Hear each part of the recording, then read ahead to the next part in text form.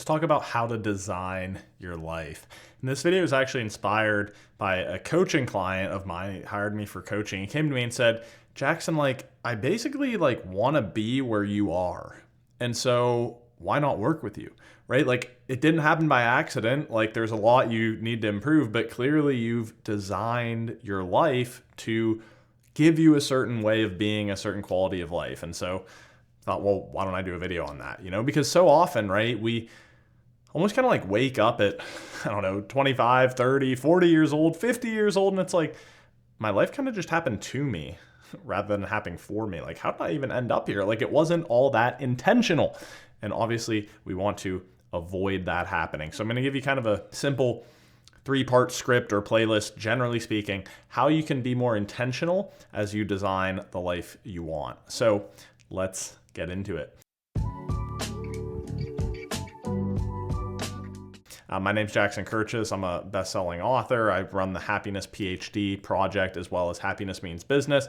My passion is taking happiness and human flourishing research and bringing it into organizations and to individuals to help you live the life you want. Let's break this down into really 3 steps: outputs, inputs, and check-ins. Very simple, right? But that's literally the whole process for intentionally shaping the life you want. Outputs means actually defining your vision, in the future, 3 months from now, a year from now, 5 years from now, what will success look like? And then the inputs are what are the individual steps, behaviors, habits, kind of recurring systems that are going to lead me from where I am now to where I want to be. Then as you go along the way, you just need a cadence to sort of check in, check and adjust. How am I trending? How am I doing?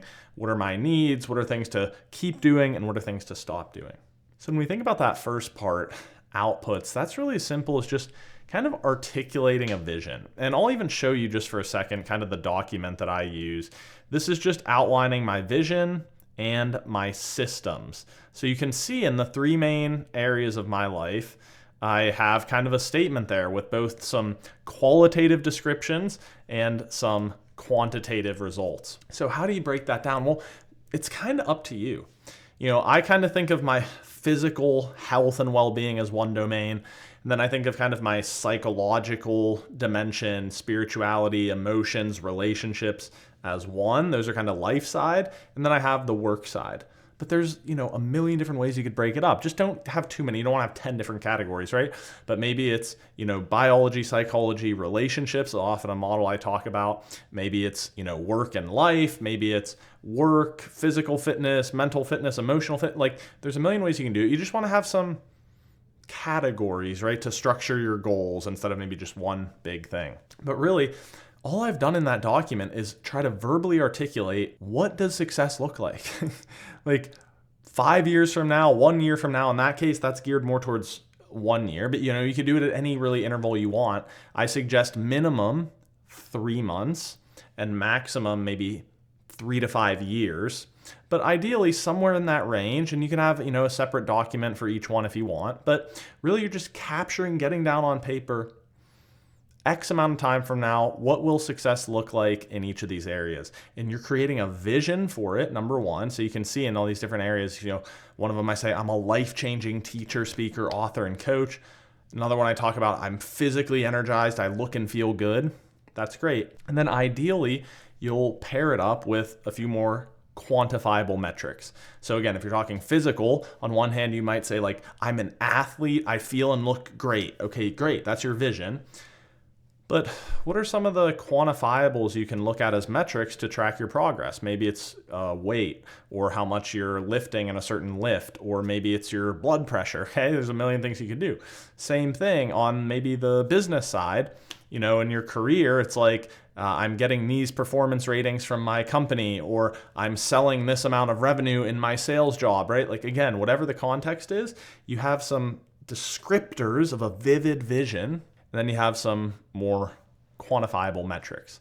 And you've outlined it into maximum 1-page document. And I'm big on the 1 page just to start, because it's you want to be able to see all of it at once and sort of hold it in your mind like a map. If you have a 30-page plan just outlining your vision for 3 years from now, it's going to be hard to digest all of that. So ideally, you've got 1-page vision for building the life you want. That's your destination. And then we get to step 2. How the heck are you going to get there? If all those are kind of an output state, what are the inputs that lead to that output? And this is going to come down a lot to your recurring behaviors, your systems, and your habits. The key piece here is to take those outcomes and create input-based goals is the term I often use. So what are the actual repeating behaviors each day and each week that are going to lead you to those things in 3 months, 6 months, 12 months, 3 years? So you think about exercise. Again, I'll use exercise and work just to give a couple different examples. Maybe your thing is same as me, right? You want to be an athlete who feels energized and physically well, and you want to lose 10 pounds. Well, what are the key recurring systems and habits that are going to get you there? Well, it may mean you need to be in bed at a certain time each night so that you get 9 hours or 8 hours of sleep each day or each night. And then it may be 3 days a week, I need to go to the gym for 40 minutes, and then I'm only going to eat whole foods. Okay, so again, some of those would be recurring habits and some might be more like systematic changes. But all of a sudden, that vision or end state result you have for your physical domain, you can turn that into those inputs and it becomes a checklist.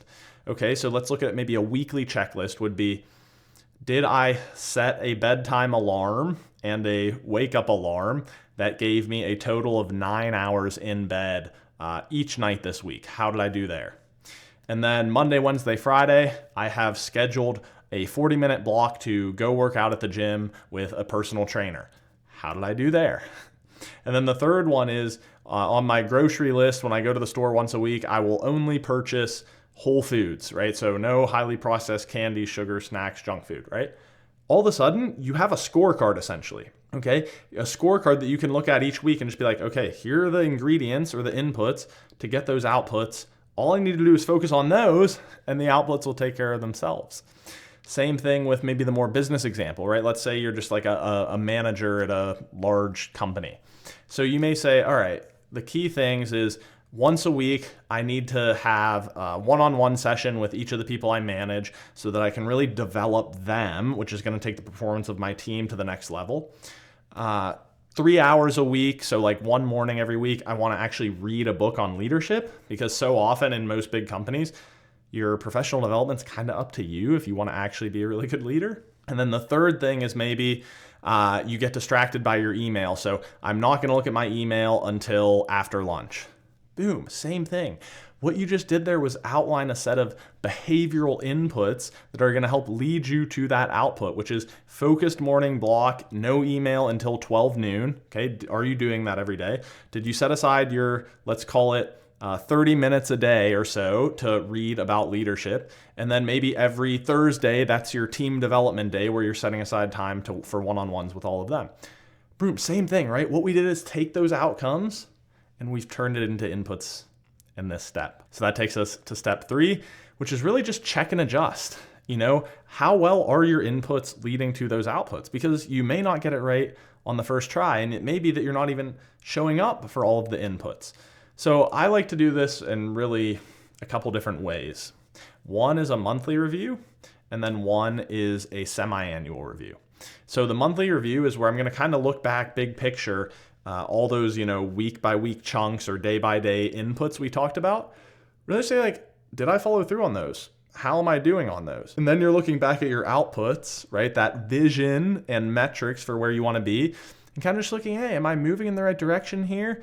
And if there's a gap or you're getting off track, that's where you can look at changing some of those inputs to correct it. So you're doing that at a monthly cadence, which means over the course of a year, you're going to have 12 touch points to sort of recalibrate, because that's natural, right? You're going to start off on the right trajectory and then you get off here a little bit and then you got to correct. And it's that back and forth, gradually though, getting towards your goal. And then the semi-annual is where you can go a bit more in depth and really look at those outcomes you've wanted and that vision for yourself and think about, have I done it? And maybe at that point, it's time to set then your new goal for the next year, or for the next 2 years, or for the next 6 months, right? But again, it's layering in that sort of strategic step back, reflect, check in, orient. Where am I going? How am I doing?